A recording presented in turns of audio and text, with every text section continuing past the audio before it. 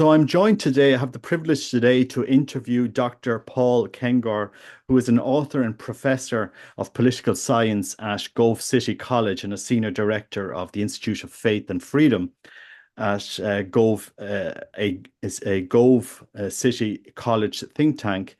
He is a visiting fellow at Stanford University's Hoover Institution of War, Revolution and Peace, and he has focused much of his work on Ronald Reagan, faith and the presidency, conservative politics, the Cold War, communism, and Catholicism. And you've one of your books recently has been made into a film about Ronald Reagan. So a lot of Americans will have heard of you, and you've been guests on with Dr. Jordan Peterson and others recently. I've been looking at some of your interviews, so I'm fascinated to have you today to talk about one of your newest books, which is There you go. Stigmatists, uh, All which right. I've been reading for the last number of days, and I think this is a fascinating interlace into your other books. And I suppose I just like to ask the question: how did you end up writing this book? When you look at all of the books you've written, what drove you to write this?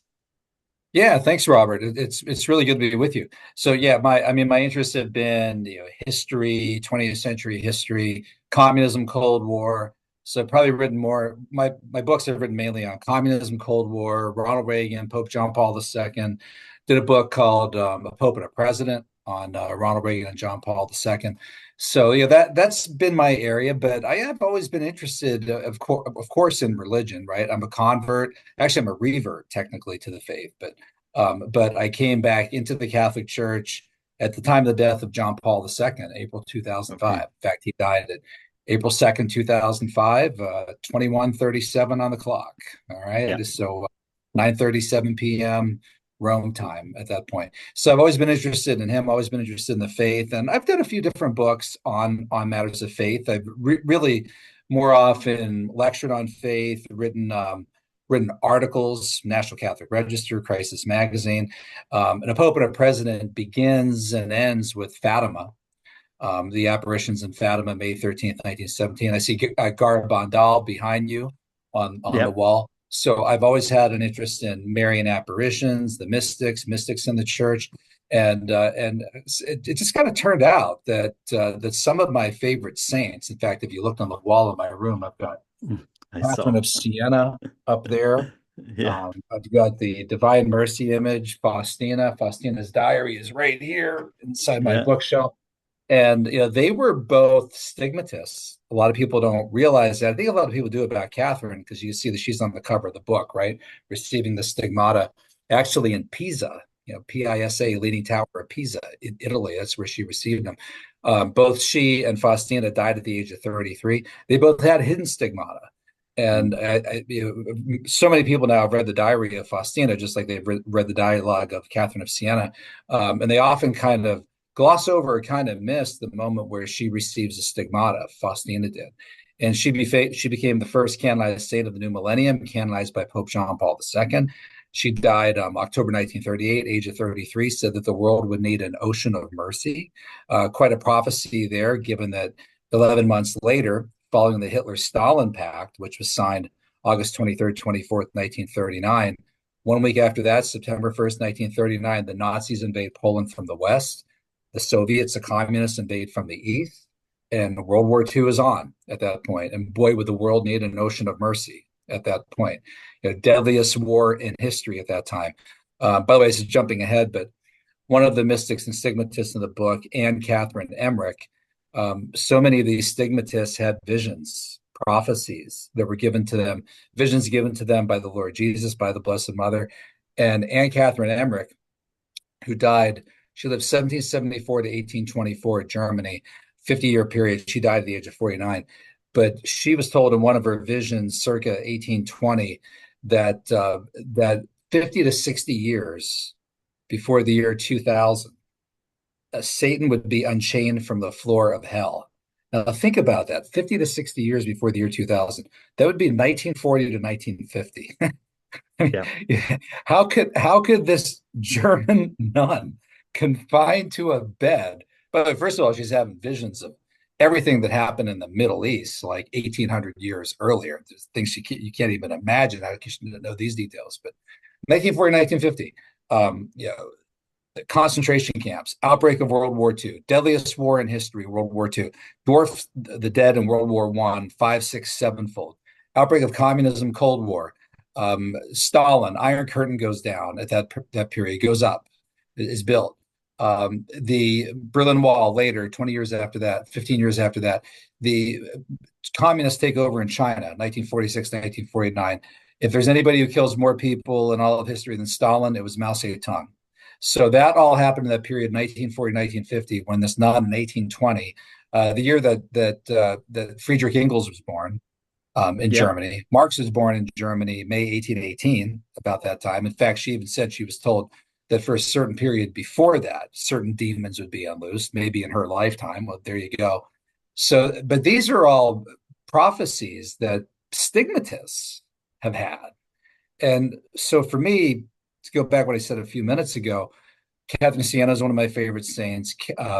Saint Faustina, Padre Pio. I also have Padre Pio on the wall right outside my room. So in the course of just kind of reading Saint Francis, another one, and at some point maybe I thought to myself, "Wow, some of my favorite saints and mystics are stigmatists."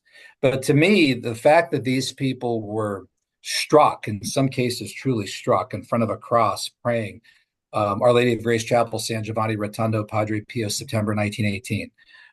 Francis, September 17th, 1224. You know, it was like struck in the hands and in the feet and in the side, pierced, start bleeding from their hands from rays of light or whatever coming from a crucifix.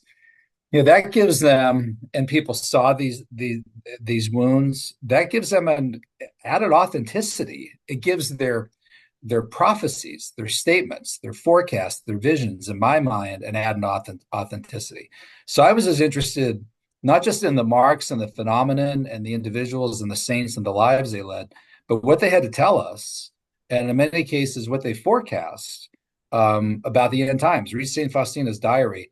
I mean, she's talking about the end times all through Yeah. there. Jesus told her, "You will prepare the world for my second coming." Wow, right? Yeah. That's the first saint of the new millennium, 2000. So all of this had my attention, and I thought, being a writer, being a scholar, being an academic, a professor, I started collecting this stuff on my own, putting it together, stacking books in corners, collecting articles, folders. This is all a book always starts for me. And then I thought, I need to write a book on this. This is something that I need to not just keep to myself, I need to tell the world about it. So I did the book, came out on the 800th anniversary of Francis receiving the Stigmata, September 17th, 2024. So here we go. Yeah. Long And answer. exactly. And for those that are interested to know about the book, you've a chapter on stigmatists through history, St. Francis of Assisi, Saint Blessed Anne Catherine Emmerich, who I didn't know. That was an interesting chapter for me. You've Saint Catherine of Siena, Saint Gemma Galgani, Padre Pio, Blessed Elena Aiello, Saint Faustina, which I didn't know either. And then your last chapter, which I thought was interesting, the stigmatists among us and prophetic warnings, which was a lot of food for thought for me, because you're also talking about other, Blessed Taiji and other prophetic people in the church, in the history of the church. I suppose that one of the questions that was coming to me when I was thinking about this interview, when you start your book, you talk about coming back to your faith. You've obviously taken this seriously. Then this is a study that you've taken seriously into this. What takeaways are you getting when you put all of this together? What are you seeing as kind of a thread throughout all of this? Yeah, there's a lot of commonalities among these different stigmatists. In fact, age 33, death at age 33 was common for a lot of the female stigmatists. I mentioned Faustina, I mentioned Catherine of Siena. One thing in almost every case, in fact, I can't think of one where this isn't the case. They go through a period of suffering well before they receive the stigmata. I mean, these people's lives, they go through a lot of pain physical Yeah. pain, emotional pain, turmoil. Gemma Galgani, I happen to have her diary here. It's one of the books that I read at night. And in fact, a lot of this is spiritual reading for me. A lot of these different saints, they just went through so much trauma. I mean, loss of parents, major sicknesses. Elena Aiello, in so many cases, different doctors, different physicians thought they were going to die from whatever was afflicting them, and somehow they pull through.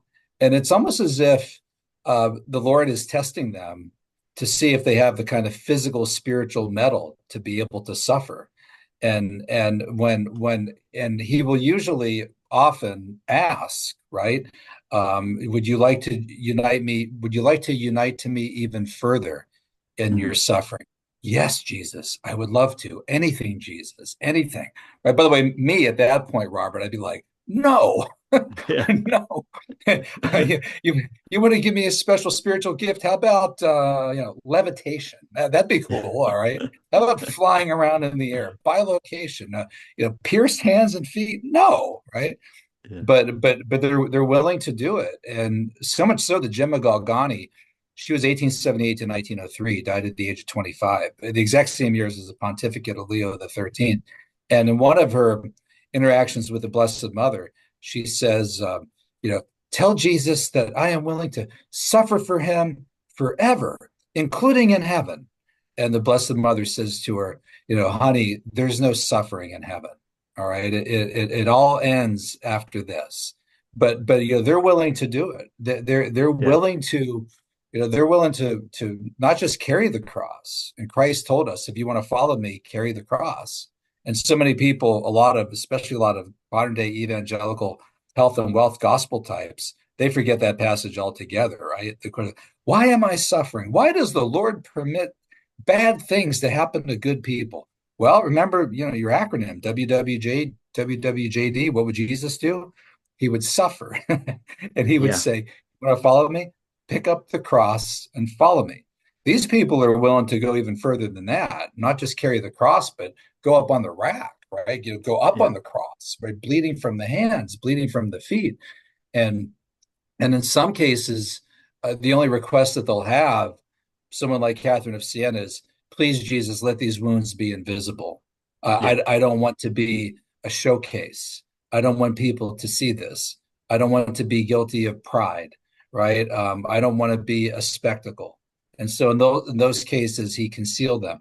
But in other cases, they bore them throughout their lives. And sometimes part of bearing those wounds, in the case of Padre Pio, apparently was to do so even among doubters and clergy who would say, oh, he's faking it, and faking it for 50 years, Mm. bleeding like a cup a day. That's according to the physicians, right? They say he bleeds about a cup a day. You can't wrap the wounds. You can't put anything on it to stop it. You can't cauterize them. It just makes it worse. And then in many cases, in fact, this is probably more often the case with a number of the stigmatists and the female stigmatists, they wouldn't bleed every day, but they would bleed on, like, starting on a Thursday. And Yeah. then by Good Friday, by 3 o'clock, they're in agony. It's like the agony in the garden starts the night before. And then by noon, 3 o'clock the next day, they're bleeding all out. And then finally after that, it starts to slow down Friday night. And Saturday morning, they wake up, or they come to, doctors all around them, everybody's watching this. And this is 1800s, 1900s, modern times, and the wounds just disappear. And there's Yeah. not even a mark. There's not even a Yeah. scab. And you picture kind of, atheistic, exacting, kind of rigid, agnostic German scientist who's looking at this and says, I can't explain that. Yeah, I'm not a believer, but I've been here for 72 hours, and I was here previous week, and this happens routine. I don't know what's going on here, but this cannot be explained by modern medicine, by the natural sciences. So to me, I mean, these cases, the way that they were studied, the way teams of clergy and scientists and psychiatrists and psychologists and other people came in and studied all of them, I've just found it so fascinating, and especially again with involving people in our time. mean, Faustina died in 1938. Gemma Galgani died in 1903. Padre Pio died in 1968. I was born in Hmm. 1966. Here's one for you.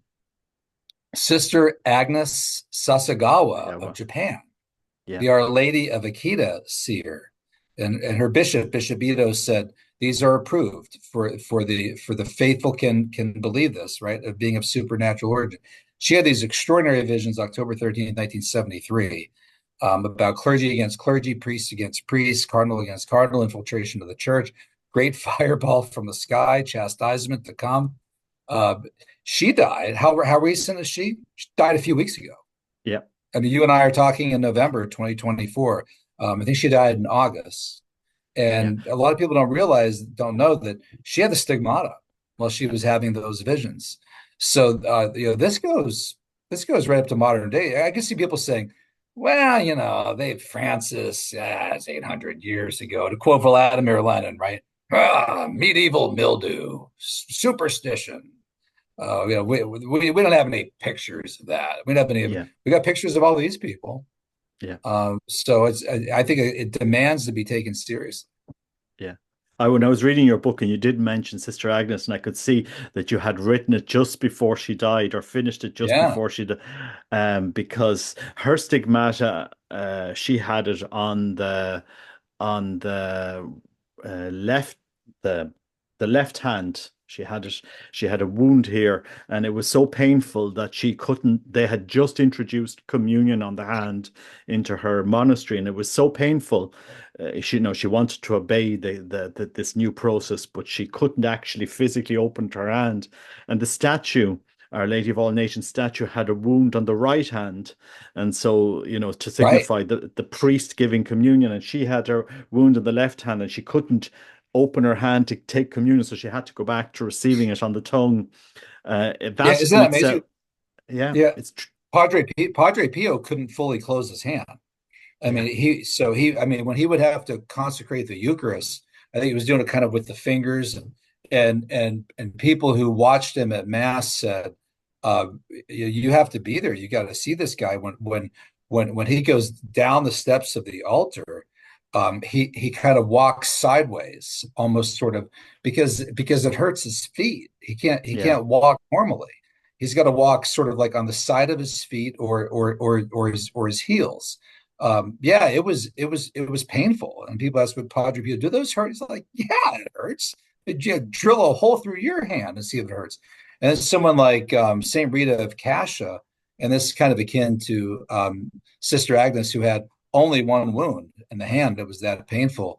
Rita of Cascia was gifted, as she put it, with a single thorn from the crown mhm, of thorns on her head, and that caused a lot of bleeding, and that caused a lot of pain.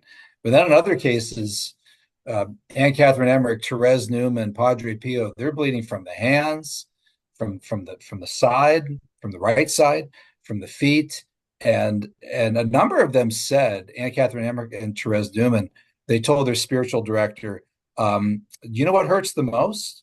Not the hand, not the feet, this shoulder wound yeah, over here, the shoulder, this bruise in my shoulder. It's terrible. And when I asked Jesus about it, he said, yeah, that was the kind of the most vexing wound of all. That's the one that caused the most pain. When you think about it, Robert, when Jesus says, well, if you want to follow me, he doesn't say, start bleeding from your hands, start no, bleeding from your feet or your side. No, carry the cross. So we're all called to carry the cross. So I think it's kind of spiritually profound, theologically profound, that these stigmatists would say, oh, yeah, the hardest wound of all, the shoulder wound from carrying the cross. yeah, yeah. It's really amazing when you read this book. We have a school of prayer in Knock here in Ireland, and we were just discussing this offering oneself as a victim soul. And in our last group, and the leader of the school, Jean Curie, he mentioned to us that unless you have a very very strong spiritual director, you should never do this type of thing. But to take the example of Therese of Lisieux, to offer yourself as a victim to God's love. Right? She's because she actually says it in a diary. I always read about these saints that often offered themselves as victim souls, but I don't feel inclined to do it. And Right, right. and people Yeah. think, well, am I doing something wrong in my life? but of course, Christ then can come to a soul and say, uh, and the spiritual director will see this, that this is what Christ wants from that soul. That's another thing. But I suppose for it does take a lot of spiritual discernment, all of this area, and not something that people should venture into lightly. Well, And St. John, Gemma Galgani said, she said, quote, even though this is Jesus speaking to her, even the smallest suffering gives relief. And that's in yeah, the context of him saying, have you prayed for the souls in purgatory lately? yeah, And she said no. And he said, do so. Even the smallest suffering. So offer up your suffering if you're having it for the souls in purgatory. And Jesus told her this. This is a profound statement. Do you really want to love me? Then first learn to suffer. It is by suffering that one learns to love. Wow. yeah, Right. And Sister Elena Aiello, another contemporary, she died in the 1960s, as did Therese Newman. hmm She said, quote, sin, not suffering, is the only real evil in this world. Sin, not suffering. And all the time, right? How many atheists will you meet who will say, if there was a God, he would never allow this suffering out there, right? And her answer to that would be no, no, no, no. It's through suffering that you learn to love, as Gemma Galgani said. And as yeah, Sister Elena said, as Jesus told her, it is sin that's the only evil in this world, not suffering. So those other people who say, I can't believe in a God that would allow so much suffering in the world, you got it completely wrong. You got it yeah, completely wrong. And when you walk into a Catholic church and you see what humanity did to the Son of God on the cross, bleeding, right? That should tell you something. And as a former Protestant friends of mine will say, he is risen, brother, right? Why do you guys have Jesus on the cross in your church? Don't you know that the cross is empty? Yeah, we know. All right, we get it. We know they came down from the cross. But when we go into that church and we're suffering and we walk in, it's like, oh, yeah, look at how he suffered, right? And then especially if we go to daily mass or go weekly, then we don't have to ask ourselves, why would Jesus allow this suffering to happen to me? It's a lot easier when you walk into a church to be like, oh yeah, I'm supposed to be like Jesus. Well, that's why. I get it. But if it's this kind of sanitized health, wealth, gospel, empty cross, then you need books by people like, God bless him, James Dobson, on Focus on the Family and other folks. Why do bad things happen to good people? yeah, Right? It's yeah, confounding to yeah. I suppose the prosperity gospel and the Kenneth Copelands of the world over there is a strange phenomenon that us Catholics in Ireland aren't exposed to yet, you know. you. That's true. Right. It's Yeah. weird over here. Yeah, it really is. Right. Yeah, I mean, I'll yeah, say in defense of those guys. So they'll give great homilies, great sermons. I mean, frankly, way better than the homilies I hear in Catholic churches. Kind of blows you away. Uh, yeah, they're really good at it, and those people, they're on fire for the Lord, and that's how I came back to the faith. Rick Warren, Purpose Driven Life, has yes, said, yeah, the problem with a lot of those churches is they're a mile wide and an inch deep. yeah. It's true. And it's a good place to come into the faith. But then after a while, you need the saints, you need the mystics, you need the church fathers, you need Aquinas and Augustine and all the different people in between. So you need more. And I think you can only really get that in the Catholic faith. Absolutely. I mean, this is the crisis in the church today. So many there are Catholics that are not strong enough in the faith that they can't understand that this crisis in the church and the crisis the faith we're experiencing is to form us. You know, also we Mhm. see these mystics that are here to form Well us, put. to, Right. to get you straight. You know, if we went to a gym and we see somebody that's fat there and we say, well, I don't want to be in a place where somebody's fat. Well, you know, that's the place where you go to get fit, you know, and you Right, right. stay there to help it out. But I suppose the crisis in the church, you have, you know, we had an author, Rod Dreyer, he wrote The Benedict Option, Yeah. a Catholic, and he was blogging and giving interviews, and then all of a sudden he goes to the Orthodox Church, and we are and as a Catholic leader, he's forgetting. Look, this crisis is to form you. So your Mhm. book is really going into this because I was fascinated, especially the last two chapters resonated a lot with me, because you're picking all of these things together. All of this has been given to form us for this time.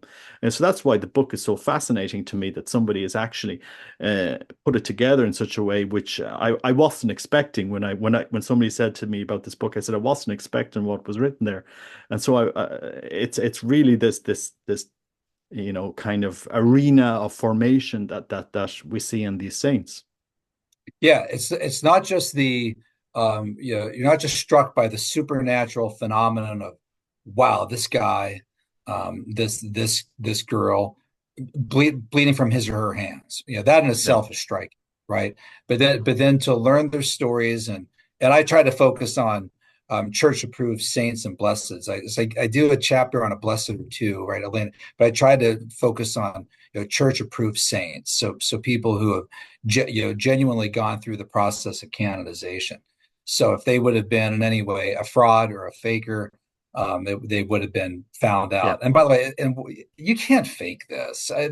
That's Padre Pio. Some of the theories involving doctors and psychologists of his day. I mean, these people were crackpots. You talk about anti-science, and they were really arrogant about it. And the one of the psychologists, I think I have figured out what Padre Pio is doing. It is autosuggestion. yeah, Autosuggestion, right? Autosuggestion. I mean, that takes a greater leap of faith than the idea that you be pierced from a crucifix. I mean, auto. I mean, how does that work, Robert? Let me do it right now. yeah, If I could really focus here, my hands are blue. Since that is insane.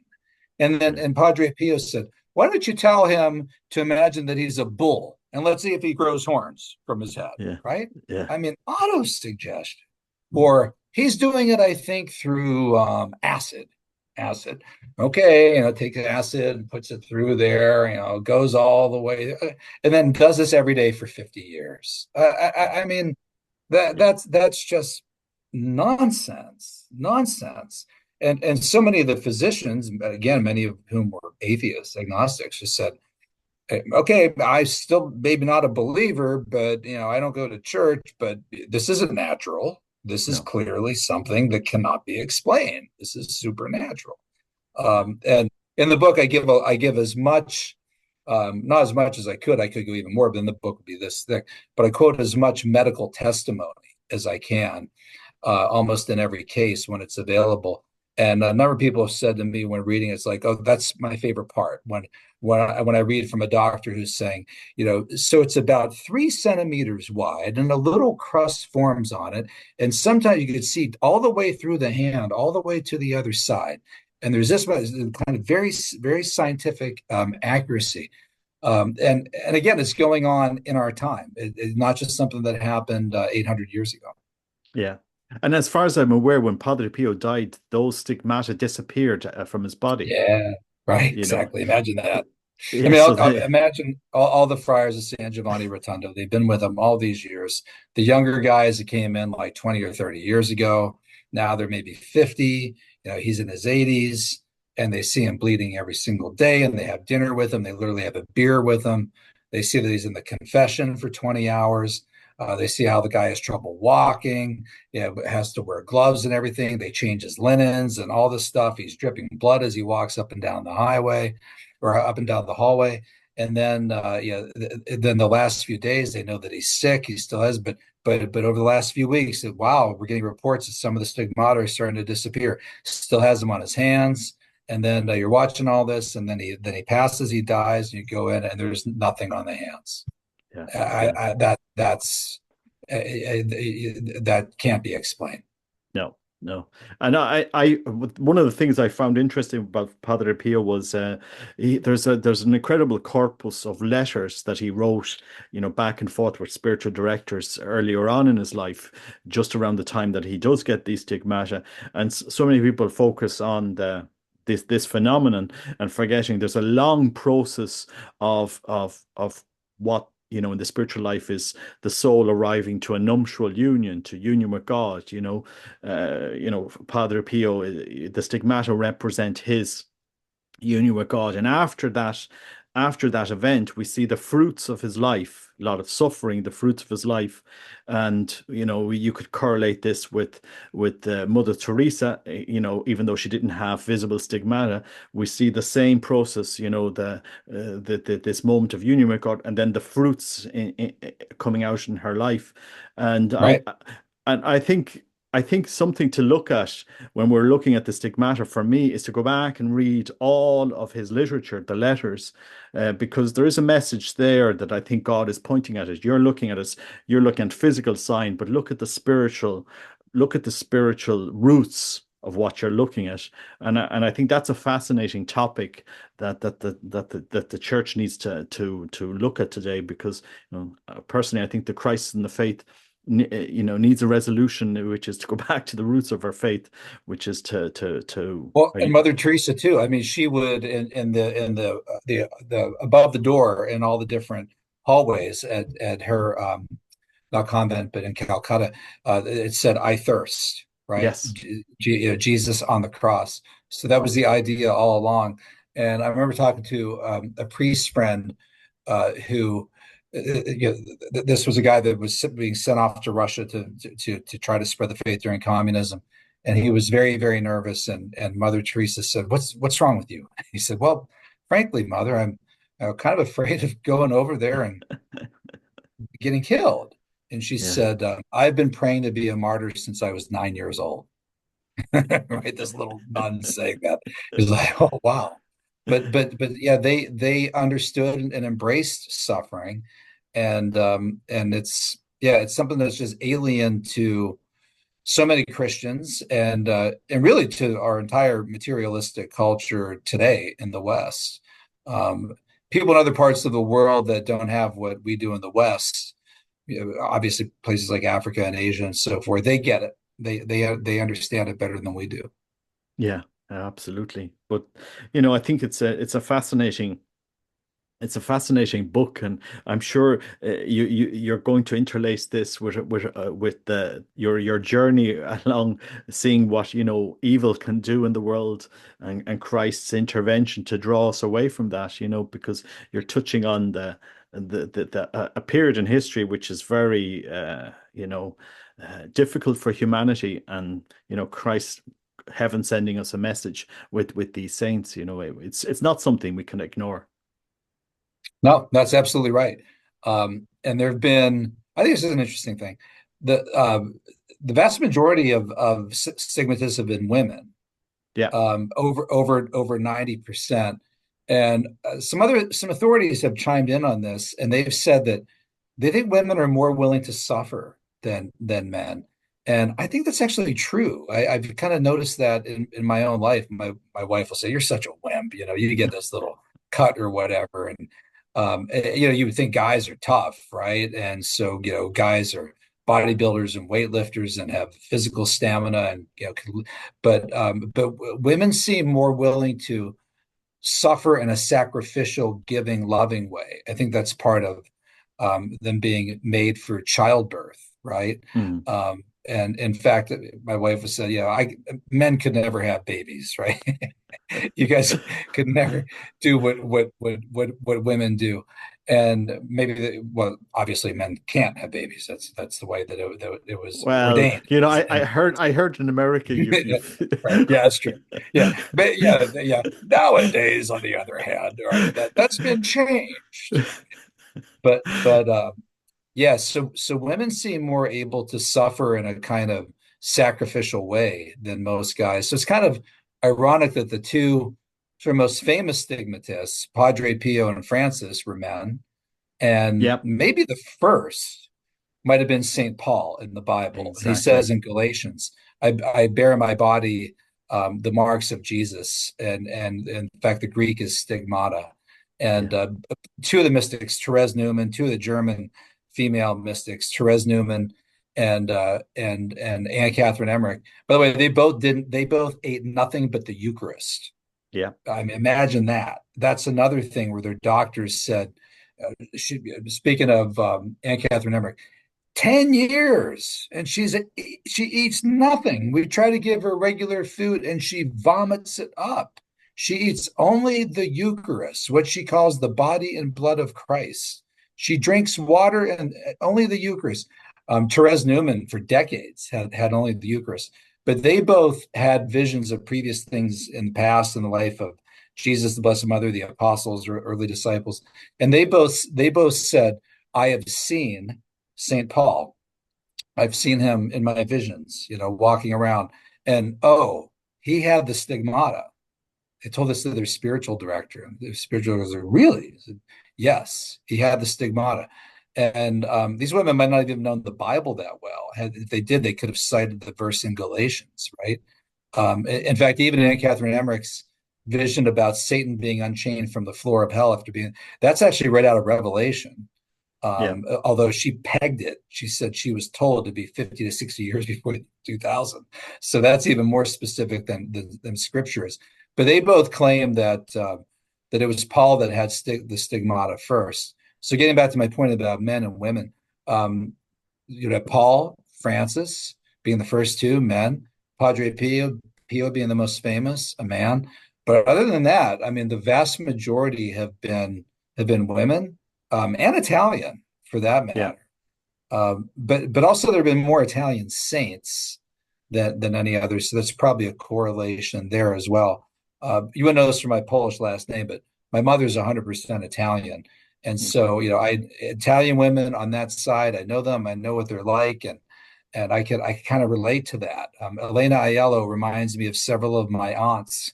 In fact, she's from Calabria, Italy, which is where my Yeah. family's actually from. Okay. But so I think the way this kind of works out among gender and even demographically, geographically, is interesting. And to bring this up to where we are in 2024, we're seeing more stigmatists over the past couple hundred years than any other Yeah. time in history. And now they're increasingly moving away from Europe. Hilaire Belloc once said the faith is Europe and Europe is the faith. Well, the faith isn't doing too well in Europe. No. It's starting to spread. It's spreading outside of Europe. And so we're now seeing more stigmatists who are non-European as well. And so I think that makes sense given where the church and the faith is going. Yeah. Yeah, I mean, Europe is really in a bad situation. More people go to occult practices in Italy and yoga and God knows what than go to mass. Yeah.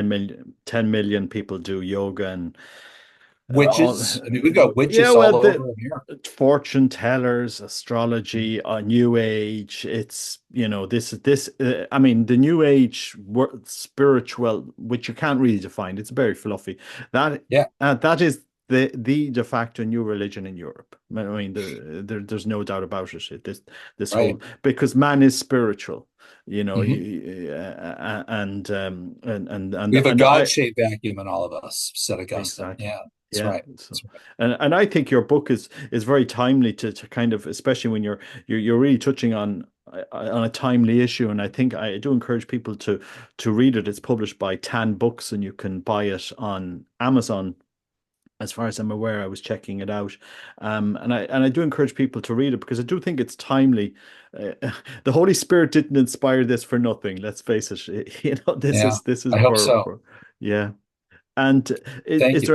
is there any other project that you're going to what's your next project or in any future books or any areas that Oh you would man, be I'm always venturing? working on so many books at once. I mean, at one point I was working on five at once, and that was about 3 years ago. I'm the editor of the American Spectator, which people can check out, Yeah, spectator.org. My previous book, I think it was about a year ago, was called The Worst of Indignities on the Church and Slavery. And that was done through Emmaus Road Publishing, which is published by my good friend Scott Hahn, his yeah, publishing house. And the one I did before that was a biography of Bella Dodd.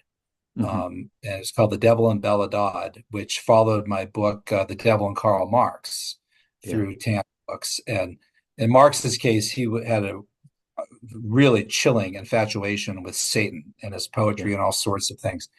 Bella Dodd, who was a communist who was converted by Fulton Sheen. In fact, I just got this from Ignatius, Fulton Sheen convert maker. yeah, And yeah, Bella Dodd is the one, yeah, the American communists who infiltrated the teachers' unions and the Catholic Church as well. I go all through that in the book. And she described her battle with communism to extricate herself from communism as a battle against Satan.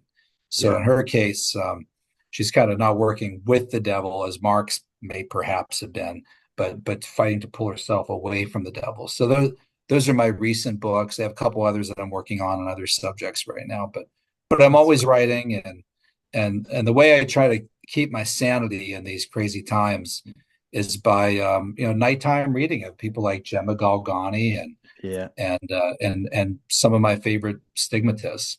yeah. They say don't go to bed angry at your spouse, right? I tell people don't go to bed reading something awful. You go to bed reading something that's spiritually uplifting. Yeah. Feed your soul with good information, not the bad information that we're getting daily in and out by the culture, by the secular pagan culture today. Absolutely. I mean, and this is a really important message that us Catholic leaders go out there that are trying to encourage, this is a time of formation to strengthen our spiritual life. It's not a time people run off. God has sent his signs, his saints, his prophets, and you do talk about that in your book to strengthen us. And I really do encourage people, if you can please buy this book and give feedback on it, it'd be great so that we can, benefit from more Catholic authors taking the time to write and form us, which I think is a great achievement. Especially when you're a father of 8 children, and Mhm. I can't imagine that being a pastime that you're kept busy. Well, your podcasts do the same, and those kids help strengthen me in the faith. In fact, when I first tuned into your show, I saw your Saint Charbel thing there. I got Yeah, this sitting on my desk. My daughter Gianna Maria set it on my desk. My son yeah, Paul works at the Saint Charbel Center in Pittsburgh, Pennsylvania, the town of my birth. So if you raise the kids right, as my wife did, I don't want to take any credit for that. They can help keep you on track spiritually. absolutely, They're absolutely. more faithful than I am. They're better and they're better at suffering than I am too. I Yeah, just talked about suffering all this time. I mean, Lent comes, right? And Good Friday. I mean, I'm a total wimp. I go in and grab a sandwich and shove it in my mouth, and my kids are don't eat anything till like 8 o'clock at night, just a little bit of water. They're yeah. better at it than Yeah, I know, I I know. It's am. good. Well, Dr. Paul, thank you so much for your time, and I'll leave a link to the where people can buy your book, and I do encourage people, as I said, with other Catholic authors, the world of Catholic publishing isn't a multi-billion-dollar industry, and we have to support Catholic authors For as much as sure. possible, For sure. and Yeah. it's great, and I'm looking forward to your future books and any future work you do. And thank you so much for taking the time for the interview. Thanks, Robert. I'm off to a basketball game with kid number 8. Yes, yes. God bless you. All right. Thank you. Same to you. Thank you. Take care. Thank you. Bye bye.